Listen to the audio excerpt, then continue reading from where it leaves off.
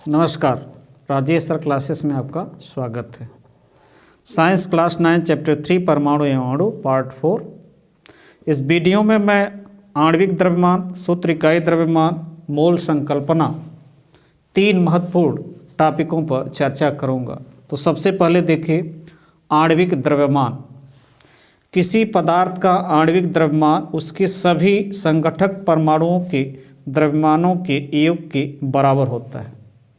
किसी पदार्थ का आणविक द्रव्यमान उसके सभी संगठक परमाणु यानी जिन जिन परमाणुओं से मिलकर बना है उन परमाणुओं के द्रव्यमानों के योग के बराबर होता है। अर्थात यह अणु का वह सापेक्ष द्रव्यमान है जिसे परमाणु द्रव्यमान इकाई एटॉमिक मास यूनिट U द्वारा व्यक्त किया जाता है। यह अणु का क्या है? सापेक्ष द्रव्यमान है जिसे परमाणु द्रव्यमान इकाई एटॉमिक मास यूनिट AMU के U द्वारा व्यक्त किया जाता है। उदाहरण के तौर पर आप देख सकते हैं, जैसे जल का आणविक द्रव्यमान ज्ञात कीजिए। तो इसमें 2 हाइड्रोजन है, 1 ऑक्सीजन है। तो हमें हाइड्रोजन का परमाणु द्रव्यमान, हाइड्रोजन का परमाणु द्रव्यमान होता है 1 U, एटॉमिक मास यूनिट जिसे कहते हैं, इसे U से प्रदर्शित करते हैं तो EU क्यों लिखेंगे, पूरा नहीं लिखते हैं। ऑक्सीजन का परमाणु द्रव्यमान, ऑक्सीजन का परमाणु द्रव्यमान हम जानते हैं 16 होता है, तो यहाँ लिख देंगे 16U।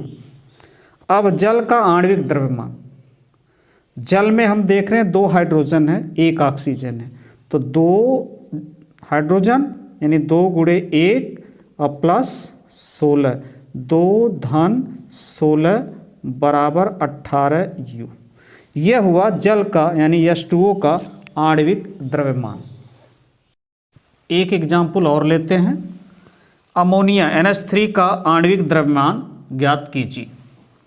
तो पहले हमें नाइट्रोजन का परमाणु द्रव्यमान निकालना होगा। तो नाइट्रोजन का परमाणु द्रव्यमान होता है 14। क्या होता है? 14। तो 14U लिख देंगे। हाइड्रोजन का परमाणु द्रव्यमान हम जानते हैं 1U होता है, 1U लिख देंगे। अब अमोनिया यानी NH3 का हमें आणविक द्रव्यमान निकालना है। तो यहाँ नाइट्रोजन कितना है? इसमें 1 × 14। हाइड्रोजन कितना है? 3 × 1 यानी 14 धन 3 बराबर क्या होगा? 17U।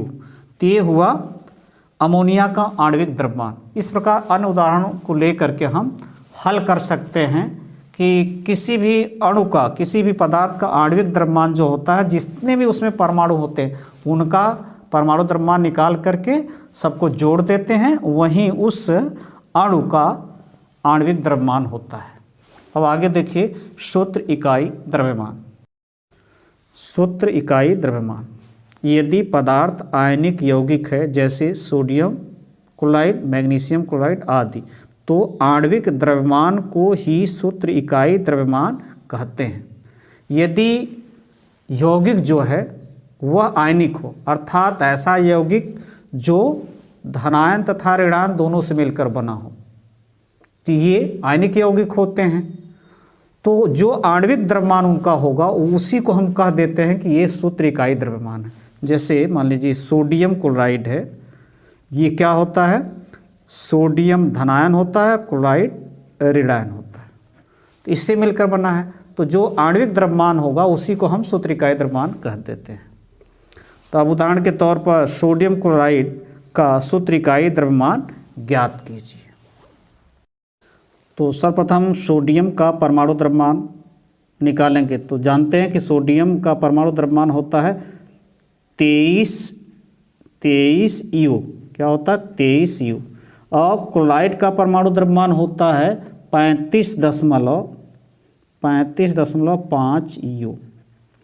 अब यहाँ पर हम देख रहे हैं कि एक सोडियम क्लोराइड का सूत्र इकाई द्रव्यमान, तो यहाँ पर केवल एक ही सोडियम है और एक ही क्लोरीन है जिससे मिलकर सोडियम क्लोराइड बना है। तो हम लिख सकते हैं कि 1 × 23 धन 1 गुणे 35.5, ये आ जाएगा 23 धन 35.5, ये जोड़ने पर आ जाएगा 0.5, ये 5 3 8 और ये 3 2 5 यानी 58.5 U। तो ये हुआ सोडियम क्लोराइड का सूत्र इकाई द्रव्यमान।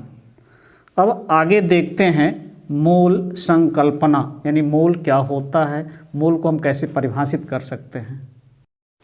मोल संकल्पना 1896 में विल्हेल्म ओस्टवाल्ड ने मोल शब्द प्रस्तावित किया था, जो एक लैटिन शब्द मोल्स से व्युत्पन्न है, जिसका अर्थ होता है ढेर। अर्थात उनके कहने का तात्पर्य था कि पदार्थ को परमाणुओं अथवा अणुओं के ढेर के रूप में व्यक्त किया जा सकता है। तो ओस्टवाल्ड साहब कहना चाह रहे थे जो पदार्थ है वह परमाणुओं अथवा अणुओं का एक ढेर है। ऐसी ढेर को उन्होंने मोल शब्द यूज किया था, प्रस्तावित किया था। अब यहाँ पर हम एक रेखाचित्र के माध्यम से आप लोगों को मोल समझाने का प्रयास कर रहे हैं और उसके बाद तब जाकर के हम मोल को परिभाषित करेंगे। तो देखिए ये रेखाचित्र आप लोगों के सामने है। यहाँ पर लिखा है कार्बन परमाणुओं का 1 मोल, और यहाँ लिखा है 12 ग्राम कार्बन, और यहाँ लिखा है 6.022 गुणे 10⁻23 कार्बन के परमाणु। 12 क्या होता है? कार्बन का परमाणु द्रव्यमान। 12 क्या होता है? कार्बन का परमाणु द्रव्यमान। इसका अर्थ हुआ कि यदि हम 12 ग्राम में यदि हम 12 ग्राम कार्बन ले लेंगे तो 1 मोल के बराबर होगा, और उसमें परमाणुओं की, कार्बन परमाणुओं की संख्या कितनी होगी? ये होगा 6.022 गुणे 10⁻23। अब इसी प्रकार हाइड्रोजन परमाणुओं का 1 मोल। तो यहाँ पर यदि 1 ग्राम हाइड्रोजन, एक क्या है? हाइड्रोजन का परमाणु द्रव्यमान। यदि 1 ग्राम हाइड्रोजन ले लेंगे तो उसी को हम 1 मोल कहेंगे कि ये हाइड्रोजन का 1 मोल है, और उसमें भी हाइड्रोजन के परमाणुओं की संख्या यही है जो कार्बन में है। यहाँ अणुओं की बात आती है, ये तो परमाणु हो गए। अब अणुओं की बात आती है तो कोई अणु लेते, मान लीजिए कि यहाँ पर है कि अणुओं का 1 मोल, आणविक द्रव्यमान ग्राम में, और उसमें भी संख्या जो है वो वही है जो हाइड्रोजन और कार्बन में। उदाहरण के तौर पर हम लेते हैं जल का 1 मोल, यानी जल H2O का 1 मोल हम ले लेते हैं। तो इसका अर्थ हुआ कि हम इसका जो आणविक द्रव्यमान, जल का आणविक द्रव्यमान होता है 18 होता है। अब 18 ग्राम यदि H2O यानी जल ले लेंगे तो वह 1 मोल के, 18 ग्राम जल हमने ले लिया, वह कितने के बराबर होगा? 1 मोल। और उसमें भी जल के अणुओं की जो संख्या होगी 6.022 गुणे 10⁻23 ही होगी। तो ये हुआ मोल। और ये जो 18 ग्राम है ये जल का मोलर द्रव्यमान कहलाता है, और ये हाइड्रोजन का मोलर, और ये कार्बन का मोलर द्रव्यमान।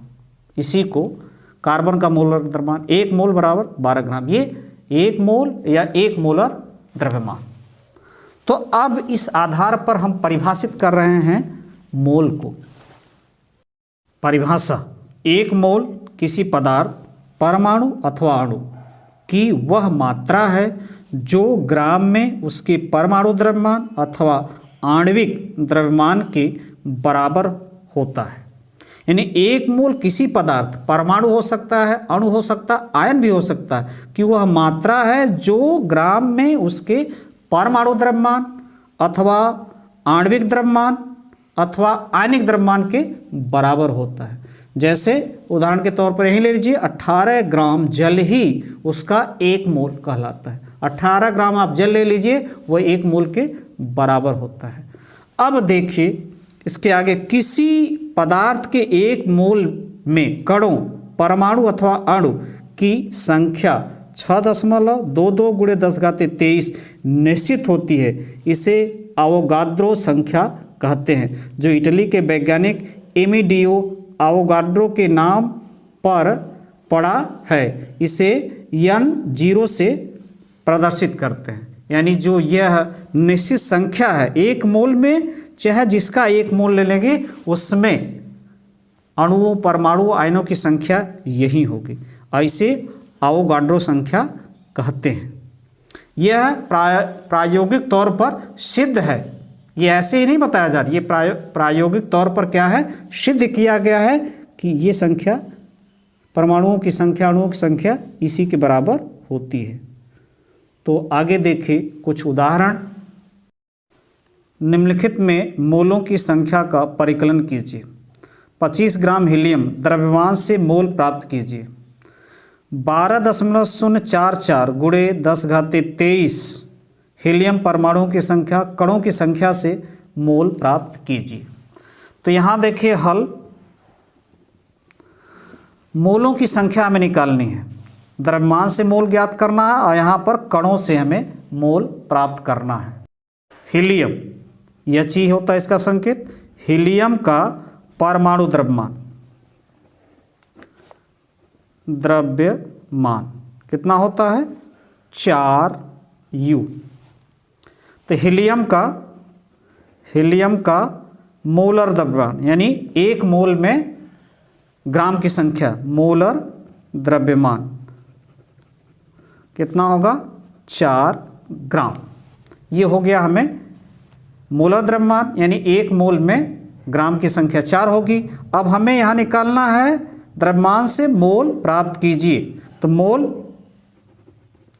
मोलों की संख्या हो जाएगी दिया गया द्रव्यमान